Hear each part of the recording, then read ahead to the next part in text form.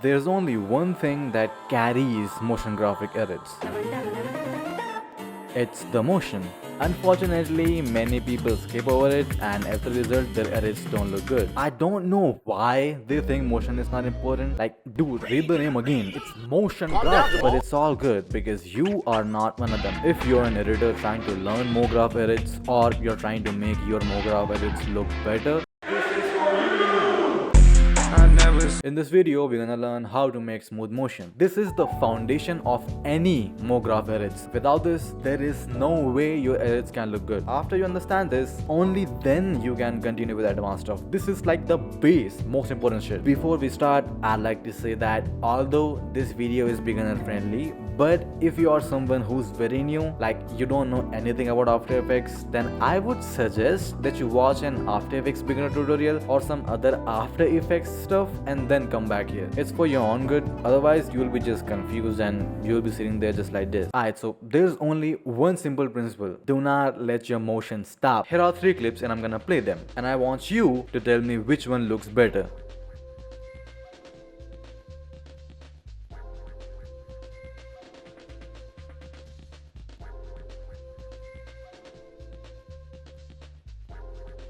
If you chose this one, you're absolutely right. Good work, you are good. But if you chose the other one, it's fine, it's fine. People like different things and I'm not gonna judge you for that. Some terms that I'll be using in this video and I think you should know them beforehand. Transition means this. Movement means this. And motion means both transition and movement. Now let's make a smooth zoom out transition. So here I have this clip. Okay, it's nothing crazy, it's just him dancing, that's all. Now I'm gonna make a zoom out transition, right? So I'm gonna press S on my keyboard to open the scale value, and you probably know how to make a zoom out. If you don't, I'm gonna tell you. First of all, go to the first frame of your layer. Then click on this option, this time watch, stopwatch or whatever. Click here and you will have a keyframe right here. Then go to the almost end of your clip. Remember, you don't want to go to the end of your clip, that will look bad. You don't want to go here, that will look bad as well. You want to go at the almost end, maybe like third quarter of your clip, quarter third, I don't know what the fuck to say. You want to go here and then click on this icon. You see this thing? Click here and you will get another keyframe. Now you have these 2 keyframes. Then go to the first keyframe and increase the scale. You see this? Increase this. Increase this like this, and now when I play this, it's gonna look like this, and I know it don't look good, it's ass, I know that. The only thing that really matters in transitions is graph. If your graph is bad, your motion will be bad as well. If your graph is good, your motion will be good. So let's make a graph. Select both of these frames and then press F9 to ease them, and then click on this thing to open the graph. It's called gravitator, and now you see this graph. Now listen, there are 2 types of graphs, speed graph and value graph. This graph is speed graph. Now I'm not gonna use speed graph right here, but I'm gonna use it later. Okay, I'll tell you why. I'm gonna use value graph in this particular transition. So right click here, click on this value graph, and now you will have a value graph. Now let's customize this. I'm gonna warn you right now, don't make a graph like this. Don't make this. If I play right now, you can see that this is not moving. You know what I told you earlier, don't let the motion stop. You can see the motion is completely stopped here. You don't want to do that. Nah, this type of graph is called tight graph, and this type of motion is called stiff motion, because stiff means something that doesn't move. You know what I mean. Basically, you don't want to do that. So let's make this graph better. I'm gonna grab this and I'm gonna put it like this, and I'm gonna grab this and I'm gonna put it like this. Now you see the graph before and now it has slight different. The graph before was like this. It was very tight. You don't want that. Tight graph are bad. You wanna loosen your graph a bit. So grab this, move it back a little. Grab this, move it back a little. And also remember, you don't wanna make it straight. This is straight. This is straight. You don't wanna do that. You wanna make it like this. Okay? Let's make this again. This is my graph normally. I'm gonna grab this. I'm gonna make it like this. This thing is not completely straight like you, and then I'm gonna grab this and I'm gonna do this and make sure this is not straight as well. Again, just like you. When I play this, you'll see that the motion doesn't stop until here. Like the motion stops only when the keyframe ends, which it will stop when the keyframe ends. And if you want to make this transition a little faster, you can make the graph a little tight, like this. If you want to make it slower, you can make the graph a little too not tight. Alright then, so now you understand how to make a graph, right? If you understood so far, then you're probably better than 30% of editors out there. Speaking of being better than them, if you need anything regarding editing, including text animation, title cards, overlays, presets, anything regarding editing, then be sure to check out Ajuice. They have a lot of professional presets and packs that you can use in just one click. And by the way, this is not just promotion. I have actually been using their products for a long time, even when I was a beginner, and I can tell you that I have saved so many hours and avoided so much frustration. You should definitely check them out. The links of these will be in the description. If you buy from those links, it will also support the channel, so I appreciate it. Alright, enough yapping, let's talk about graph a little bit. Like I said, there are two types of graphs: value graph and speed graph. If you want to know about them in details, I have another video for that. You can check that out. But if you know a little, then I'm just gonna say that I used value graph here because this is a transition. I like to use value graph in transitions, and I use speed graph in movement. I can sit here and talk about why for hours, but I'm just gonna quickly say value graph is really quick, which is exactly what you need in transition, and speed graph is kind of slow. It kind of gives you time to make momentum, right? Which is exactly what you need in movement. Great, so now you understand how to make a good smooth transition and also how graph works. But what if your clip has more than one motion? What if you want to add another motion after this one? I know you can't just add another motion on top of this one and make it look good at the same time. In order to make two motion look good, you'll need to overlap the keyframes, and it's just not possible to overlap keyframes. Or is it? Nulls are basically controllers for your clip. If you make a motion in a null, the clip will get that motion as well. Damn, I'm rhyming low-key. It's really easy to set up a null. Firstly, you gotta import a null, right? So right click here, new, and then import null object. And it's a good practice to cut your null same length as your clip. So go to the end, Ctrl Shift D, and then delete it. Now we have null and the clip. If I use scale on this null layer, nothing will happen because this is not linked yet. To link this clip to the null, I'm gonna grab this whip tool and I'm gonna put it on the null.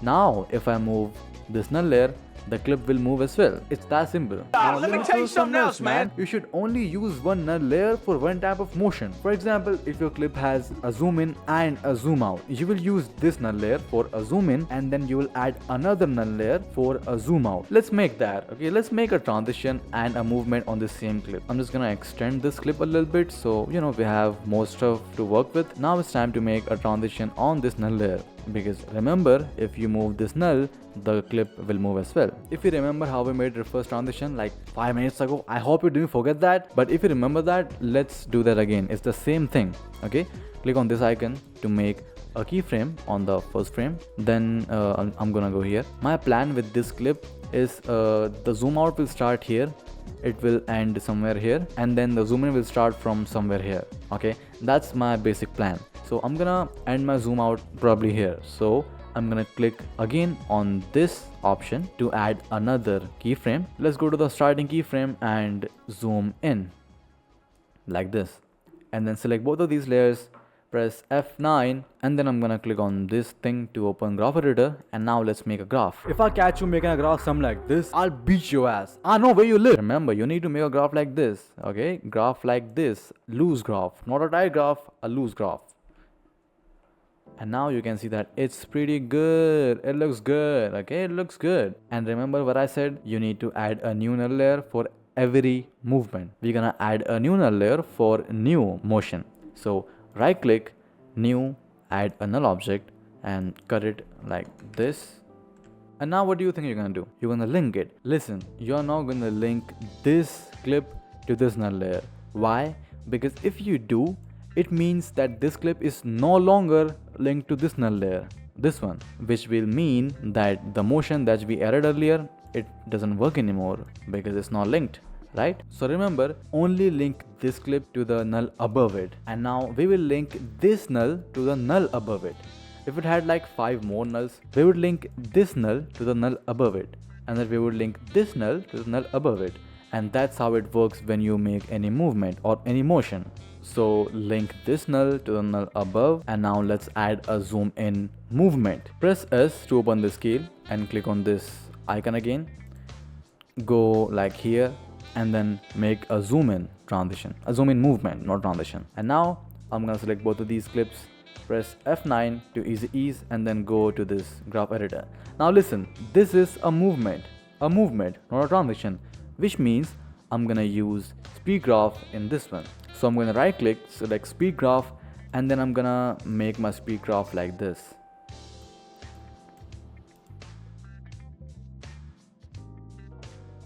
You see, it looks pretty good. You see, the movement is fluent. That's because we are overlapping these keyframes. What do I mean by that? You see, there's this motion here, like there is one movement happening here. Then the other one starts here. It starts before the first movement, the first transition can end. Okay, if I make it like this, it's not gonna look good, you know. Let me just extend this clip. It doesn't look good because it stops here. You don't want that. You wanna overlap it, so it starts before it has a chance to end. Okay, so that your second motion can start before your first motion has a chance to stop. I hope you understand what I mean. You can always change these keyframes and you can always change these graphs. If you want to make it faster, you can make this graph sharper like this. But why would you want that? You know, don't do that. Go back, make it, you know, make it smooth. It's like this. Don't make it like this, it doesn't look good. Make it somewhere here, right? It's pretty good. Not too sharp, not too round. That's the perfect blend. Okay, so now you know how to make smooth motion, but Mograph arrays are incomplete without 3D camera movement.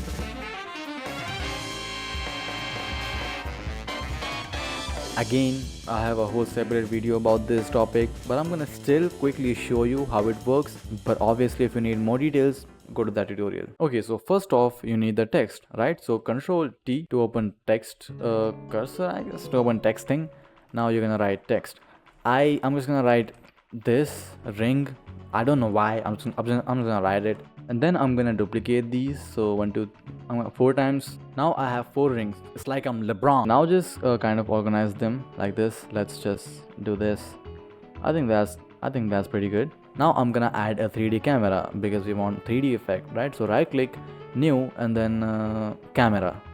Okay, now listen, just to make it easier for you to understand, firstly we're gonna make a simple zoom out transition. It won't have anything 3D, and then I'll show you how to make it 3D. Okay, so after adding this 3D camera, we're gonna add nulls because we are going to use nulls to control this 3D camera to make some motion. Okay, right click, new, add null object, and then grab this whip tool of the camera and then link it to the null. Now there is this option called 3D layer. If you don't see this, click on this option. It will toggle the modes. You'll see this option, and this is what makes you clip 3D. Okay, if you wanna add a 3D zoom out type of thing, you will not use scale because scale is fake zoom. It's not real 3D. The real 3D is Z position. What do I mean by that? When I press P on this null layer, you see there are these 2 positions. This is X position, this is Y position. There is one more thing called Z position. That Z position will give you the 3D feel. To enable that Z position, you need to click on this 3D icon, this Q icon. Now you can see that there are this another option. It is called Z position.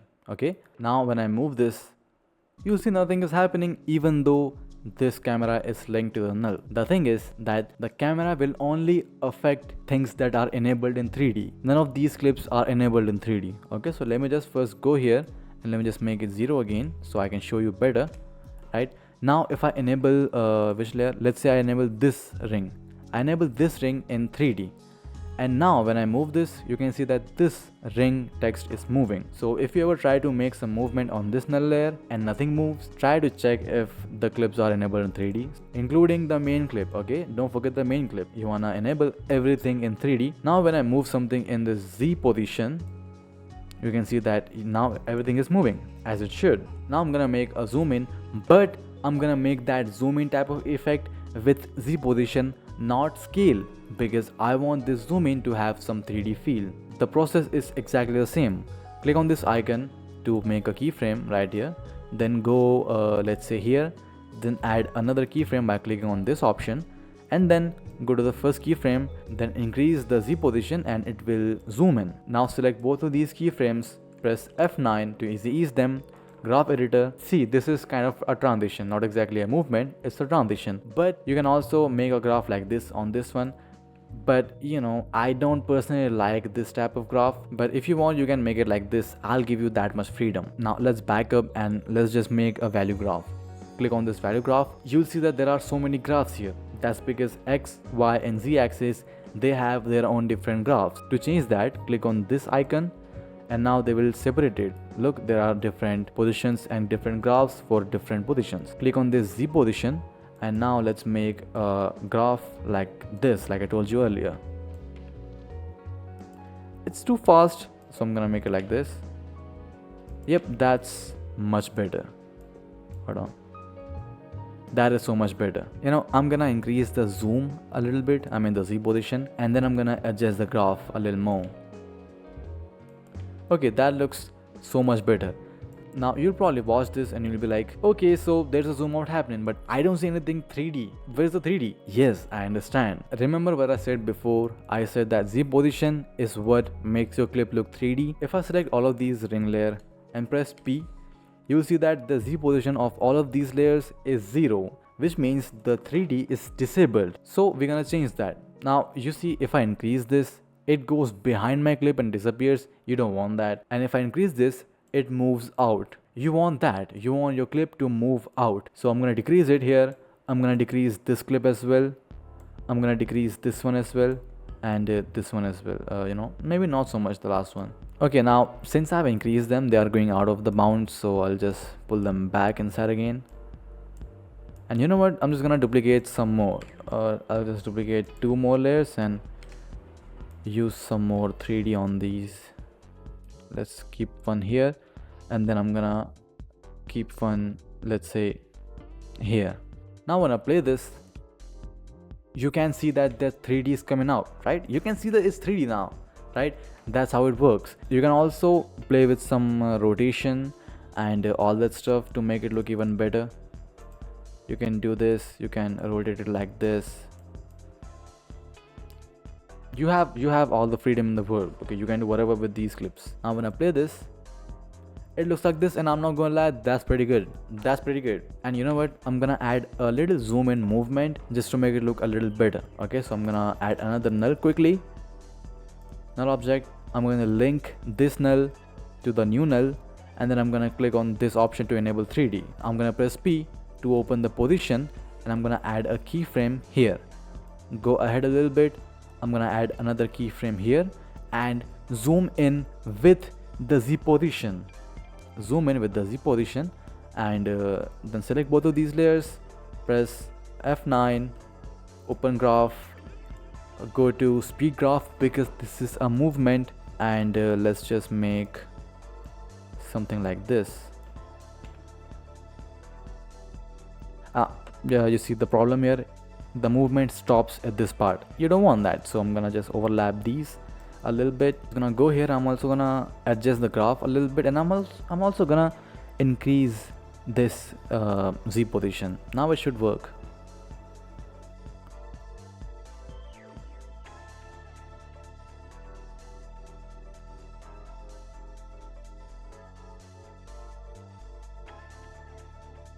There's a little stop again, so just move it here. Yeah, that's so much better. Right now I'm just freestyling this movement in the graph, but let's say you are editing on top of a music, then you obviously need to sync your music and the motion together. And to be honest, it's not that hard to do. It's just the same thing that I did. Let's say you wanna add a zoom in to this point. I'm just gonna add a keyframe here. Now I'm gonna go to the graph and look at the peak, where the peak is. This is the peak, right? I'm gonna select this graph and I'm gonna move it here and sync the peak to this one. It kind of messed up, but yeah. And when I play this now, there's the stop right here. To fix that stop, I'm gonna select this and move it out like this, and then go to the keyframe and go to value graph, and then go to the Z position and fix the graph again. You see, that's so much better. I hope you understand what I mean by that. Okay, if you still have some doubts about 3D camera, then watch this video. And if you understood all the basic of Mograph edit, then watch this video to learn how to make a Mograph edit like this.